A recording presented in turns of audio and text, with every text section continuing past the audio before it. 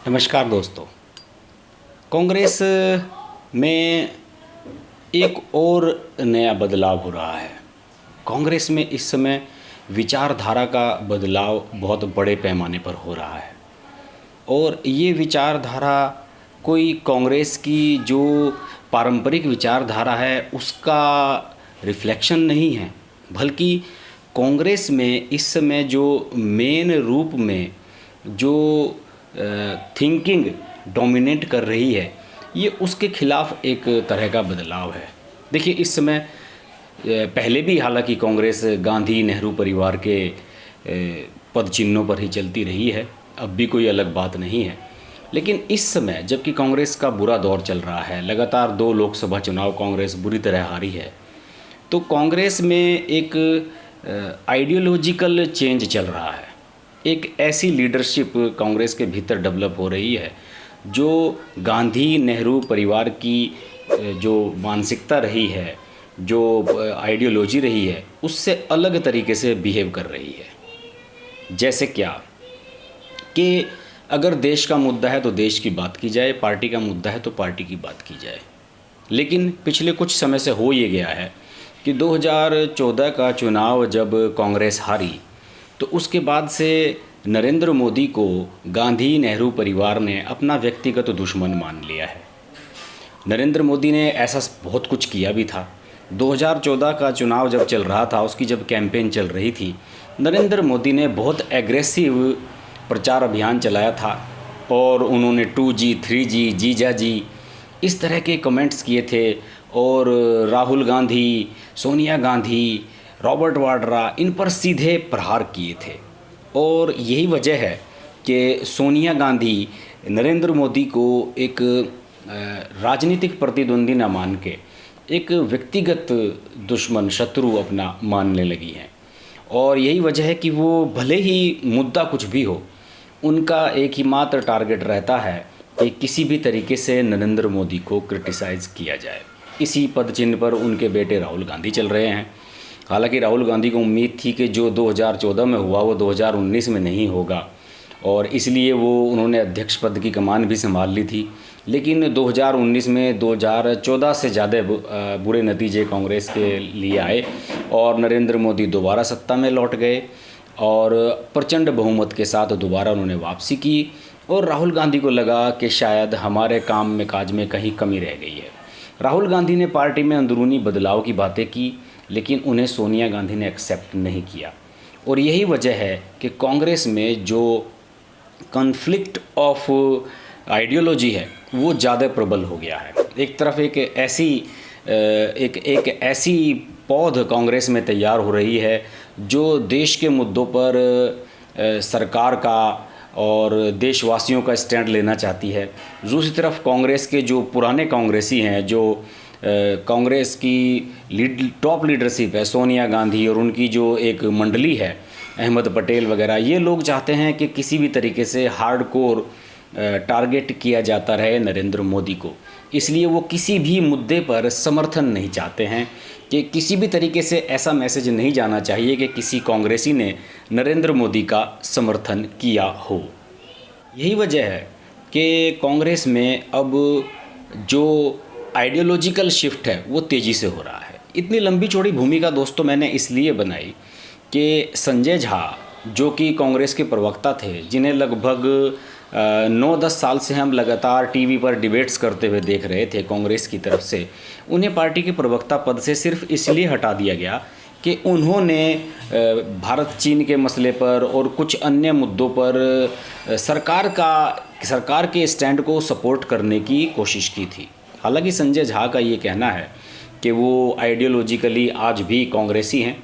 और संजय झा ने हाल ही में एक ट्वीट भी किया है, उसमें कहा है कि कभी एक समय था कि नेहरू ने खुद अपनी नीतियों की आलोचना की थी, जबकि कांग्रेस का जो वर्तमान नेतृत्व है वो केवल नरेंद्र मोदी की आलोचना ही सुनना चाहता है। अपने आप को अगर आप क्रिटिसाइज़ करते हैं, तो आप पार्टी के स्टैंड को क्रिटिसाइज़ करते हैं, तो आपके खिलाफ कार्रवाई की जाती है। देखिए, ये कोई पहला मौका नहीं है। कांग्रेस के कई नेताओं ने पिछले दिनों कांग्रेस छोड़ी है, इसी वजह से छोड़ी है। ज्योतिरादित्य सिंधिया इसका जीता जागता प्रमाण है, जो कि जिनका परिवार खून खानदानी रूप से कांग्रेसी रहा वो बीजेपी में चले गए और राज्यसभा के सांसद बन रहे हैं बीजेपी से।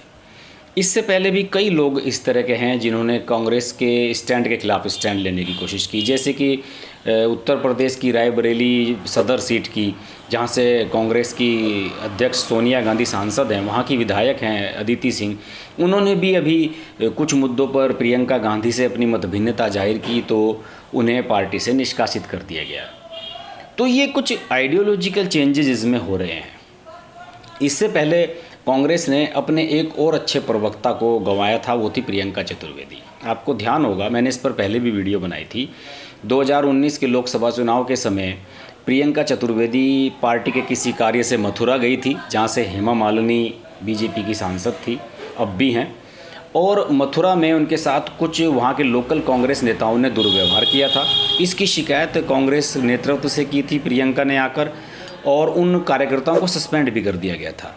लेकिन जब ज्योतिरादित्य सिंधिया पश्चिमी उत्तर प्रदेश के प्रभारी बनाए गए और प्रियंका पूर्वी उत्तर प्रदेश की प्रभारी बनाई गई, तो उन्होंने, ज्योतिरादित्य सिंधिया ने उन सभी कांग्रेस कार्यकर्ताओं का निलंबन वापस ले लिया था जो प्रियंका चतुर्वेदी के खिलाफ बोले थे, गाली गलौज की थी, बदतमीजी की थी। इसी बात से नाराज़ होकर प्रियंका चतुर्वेदी ने लोकसभा चुनाव के समय, जब कैंपेन चल रहा था 2019 का, उस समय इस्तीफ़ा दे दिया था, शिवसेना ज्वाइन कर ली थी और उसका कोई नुकसान नहीं हुआ है। आज वो शिवसेना की राज्यसभा सांसद बन चुकी हैं। और संजय झा वो शख्स हैं, हालांकि मैं टीवी डिबेट्स में उनके मत जो था उससे ज़्यादा एग्री नहीं करता हूं, लेकिन फिर भी ये बात तो है कि संजय झा ने उस दौर में, उस समय में कांग्रेस का पक्ष टीवी चैनल्स पर रखना शुरू किया था, जब कांग्रेस के बड़े बड़े नेता छोड़कर भाग गए थे मैदान। 2010, 11, 12 की बात कर रहा हूँ, जब एक के बाद स्कैंडल सामने आ रहे थे और कांग्रेस का कोई भी नेता फेस नहीं कर पा रहा था मीडिया को टीवी चैनल्स पर जाकर। तो उस समय संजय झा और राजीव गौड़ा, जिनके फादर कांग्रेसी रहे हैं, राजीव गौड़ा ने मिलकर हमारा कांग्रेस के नाम से एक पोर्टल बनाया था और कांग्रेस की नीतियों का प्रचार करने का काम शुरू किया था। और राजीव गौड़ा तो बाद में राज्यसभा चले गए, लेकिन संजय झा प्रवक्ता बनकर रह गए। उसके बावजूद भी बिना किसी बड़े पद के संजय झा ने कांग्रेस के पक्ष को बड़े बोल्डली रखा और वो मोदी के बहुत बड़े क्रिटिक्स थे, हमेशा आलोचना करते थे। लेकिन हाल ही में उनका एक आधा आर्टिकल छपा अखबार में और कुछ ट्वीट्स पर में से उनके ये जाहिर हुआ कि कांग्रेस में आइडियोलॉजिकल सही नहीं चल रहा है। उनकी बातों से, संजय झा की बातों से ये लगा कि अगर आप राहुल गांधी, प्रियंका गांधी या सोनिया गांधी से कुछ भी अलग सोचते हैं तो आपका ये गुनाह है और आप पार्टी में रह नहीं सकते। यानी कि गांधी परिवार की राय से राय अगर आप नहीं मिलाते हैं तो आपको पार्टी छोड़नी होगी। और यही संजय झा के साथ हुआ, संजय झा को पार्टी से निकाल दिया गया। जबकि इसके उलट देखिए, बीजेपी में शत्रुघ्न सिन्हा 5 साल तक सांसद रहे और लगातार नरेंद्र मोदी, अमित शाह, बीजेपी के टॉप लीडरशिप को गरियाते रहे, गालियां देते रहे। उसके बावजूद भी उनके खिलाफ कोई कार्रवाई नहीं की गई। हाँ, 5 साल बाद उनका टिकट काट दिया गया पटना साहिब से। तो ये जो आइडियोलॉजिकल शिफ्ट चल रहा है कांग्रेस में, ये बहुत विजिबल है, बहुत मुखर हो रहा है।